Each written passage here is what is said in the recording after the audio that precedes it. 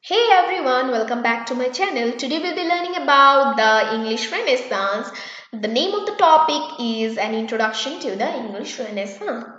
So, the Renaissance we know was a flowering of artistic, literary, and intellectual development that began in Italy in the 14th century and spread to England by the last 2 decades of the 15th century. Yes, this was a movement which was inspired by the arts and scholarships of ancient Greece and Rome, which had been rediscovered during the Crusades.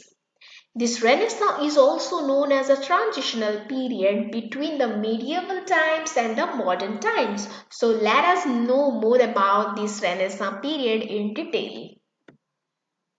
The influence of Renaissance reached England quite late as the end of 15th century. Yes, the influence of Renaissance reached England at the end of 15th century.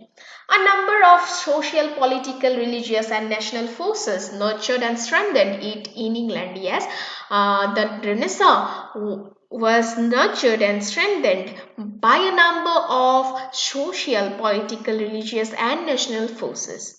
Towards the close of the 15th century, England emerged as a strong nation. King Henry VIII, who acceded to the throne of England in 1509, heralded an era of significant purposeful changes. During his reign, the court emerged as a great patron of learning, literature, and arts. The atmosphere of peace and calm which began to prevail after long turmoil and chaos paved the way for the extraordinary development of literary activity. The English Renaissance covers a pretty long span of time which divided into following three periods. Yes, the English Renaissance covers a pretty long period of time. So we have divided this Renaissance period into three periods, and the first one is the period of preparation, which started in 1516 and ended in 1558. Then second one is the period of manhood, which started in 1558 to 1603. It is also called the Age of Elizabeth. Yes. Then the Middle Age of Renaissance, which started in 1603 to 1625. It is also termed as the Jacobean Age, and the second and the third periods form one unit and are called the Age of Shakespeare. The name Renaissance is a French word translating to rebirth. Yes, the name Renaissance is a French word which means rebirth. It symbolized the beginning of new era of art, rebirthing the classical models of ancient Greek and Rome periods while using the modern techniques. Yes, we already know that this was the movement which was highly inspired by the arts and scholars of ancient Greece and Rome. So these writers and author of this period took influence from the models of ancient Greek and Rome while using the modern techniques. The Renaissance period cultivated a new change in art, knowledge, and culture. It changed the way the citizen thought with the first rediscovery of classical philosophy, literature, and art, as well as the new discoveries in travel, invention, and style. This era was so important as it changed the way the world thought with new inventions, styles, and explorations that are still influential and occurring to this day. Yes, this Renaissance period was so important. This brought new inventions, styles, and exploration to this world, which are still influential and occurring to this day. The term Renaissance man refers to the highly influential people who shaped this period of time. They were masters of invention, engineering, creativity, and travel, with some of their discoveries and inventions still used widely till this day. The Renaissance supported a spirit of adventure and wide-ranging curiosity that led people to explore new worlds. Yes, this was a period which supported a spirit of adventure and also allowed people to explore the new world. Columbus, who sailed to the Americas in 1492, represented that spirit. So did Nicholas Copernicus, the scientist who revolutionized the way people viewed the universe. Renaissance writers and artists eager to experiment with new forms were also products of that adventure spirit. As I said earlier, that it was a period where the writers and the artists were very eager to experiment new things, explore. So yes, new forms or new styles of writing came up to this during this period. So yes, it showed that adventurous spirit. The Renaissance was a time of rebirth in creativity. Yes, it was a time of rebirth in creativity. It brought change in many areas like political, social, economic, and cultural, etc. Most important, however, were the changes in the way that the people view themselves and their world. Yes, people changed their thinking process. They started thinking about themselves and their world in new ways. During this time, there was a renewed interest in classical learning. Yes, people started taking interest in classical learning, especially the culture of ancient Rome. This was a time of rebirth after the disorder and disunity of Middle Age. Some elements of the Middle Age remained, however. After all, the Middle Age had preserved much of the classical heritage. Yes, some elements of the Middle Age was still there in the Renaissance period. Latin had survived as a language of the church. Yes, Latin was the language of the church and of the educated people. Mathematics of Euclid and astronomy of Ptolemy and the works of Aristotle were well preserved as well and carried on into the Renaissance. Yes.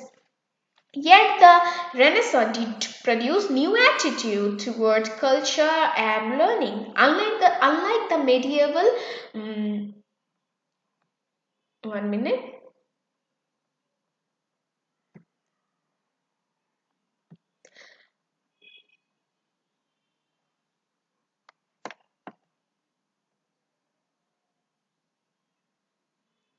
Unlike the medieval scholars who debated the nature of life after death, Renaissance thinkers were eager to explore the richness and variety of human experience in the here and now.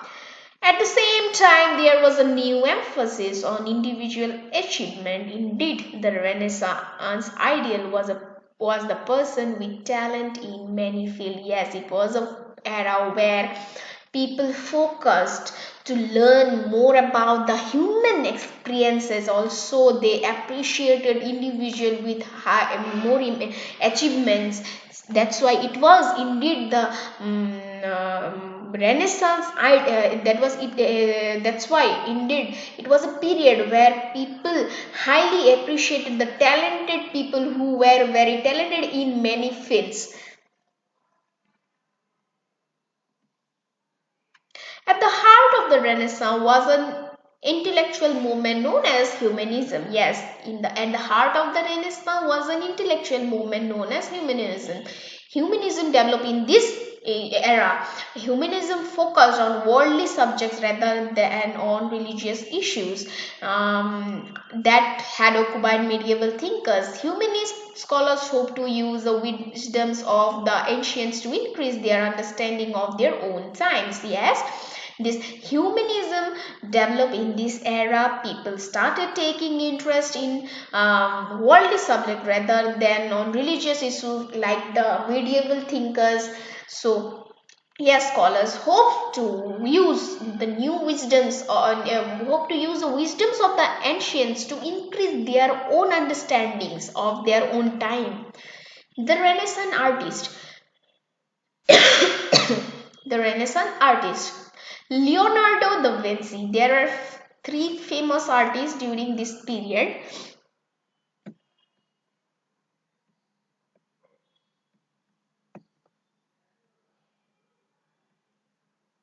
So the Renaissance artists, there were three important artists of Renaissance. They were Leonardo da Vinci, most popular painting is the Mona Lisa, made sketches of nature and models of undersea boats and flying machines, dissected corpses, dead bodies to learn how bones and muscles works. As I said, people of that era, especially the artists and the authors and the painters, everyone started exploring more and more. So this Leonardo also discovered this dissecting of corpse and to learn how bones and muscle works.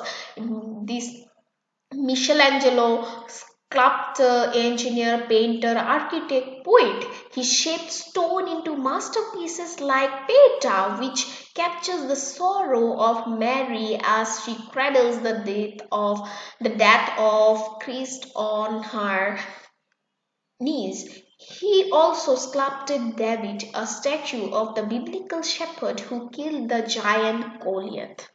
Raphael studied the works of Da Vinci and Michelangelo, blended Christian and classical styles, well known for his School of Athens pictures of an imaginary gathering of great thinkers and scientists including Plato, Aristotle and Socrates.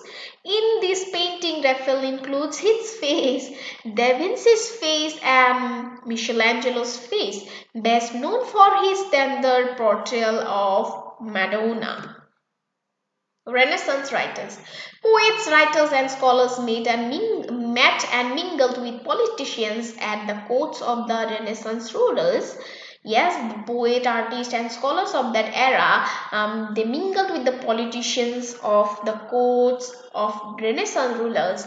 A literature of how-to books sprang up to help ambitious men and women who wanted to rise in the Renaissance world. So, I have mentioned few famous writers of this era. So the number one is Baldassare Castiglione. He is an Italian author and also a diplomat.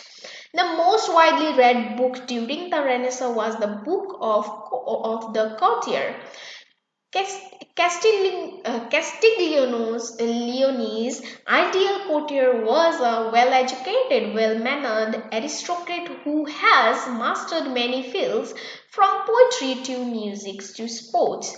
The ideal differed for men and women. The ideal man is athletic but not overactive. He is good at games but not gambler. He plays a musical instrument and knows literature and history, but he is not arrogant. The ideal woman offers a balance to man. She is graceful and kind, lively but reserved. She is pure but not prudish. She is beautiful. Niccolo Machiavelli. Niccolò Machiavelli. Well, these are Italian names, so yes, it is difficult to pronounce their names. But yes, I hope it pronounced like Niccolo Machiavelli. Machiavelli wrote a different kind of handbook. He served Florence as a diplomat and had observed kings and princes in foreign courts. He also had studied ancient Roman history. In The Prince, published in 1530, Machiavelli combined his personal experiences of politics with his knowledge of the past to offer a guide to the rulers on how to gain and maintain power. He took a look at the real rulers in an age of ruthless power politics. He stretched that the end justifies the means. He urged rulers to use whatever methods were necessary to achieve their goals. Sir Thomas More, an English humanist, Sir Thomas More wrote Utopia, which describes an ideal society where man and women lived in peace and harmony. Private property does not exist in More's Utopia. No one is idle, all are educated, and justice is used to end crime rather than to eliminate the criminal. William Shakespeare. Shakespeare was an English poet and playwright. Between 1590 to 1613, he wrote 37 plays that are still performed around the world. Shakespeare's comedies, such as A Midsummer Night's Dream, Love, The Follies and Joys of Young People in Love, his history plays such as Richard III chronicle the power struggles of English kings. His tragedies shows human beings crushed by powerful forces or their own weaknesses. In Romeo and Juliet, two teenagers fall victim to an old family feud. In Othello, a noble warrior is driven mad by jealousy. In Macbeth, he depicts an ambitious couple whose desire for political power leads them to commit murder. The printing press. The great works of the Renaissance reached a large audience. The way this was possible is through the development of printing in Europe. Yes, printing press developed in Europe during this Renaissance period, and that's why the works of Renaissance reached a large audience. The Chinese had learned to make paper and had printed books centuries earlier. By 1300, methods of paper making had reached Europe. By the 1400, German engravers had developed movable types. In 1456, Jonathan Gutenberg of Mainz, Germany printed a complete edition of the Bible using movable metal type.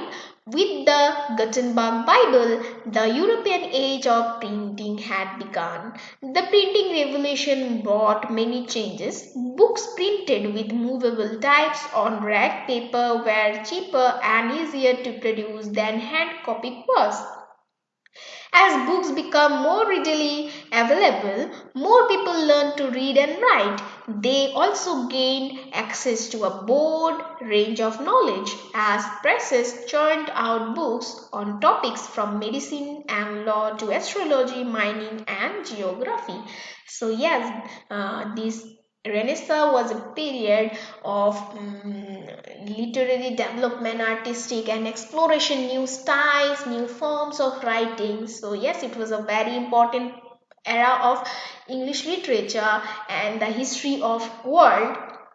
So that's it about this era. Thank you, and if you are new to my channel, please do subscribe to it. So till then, have a great time.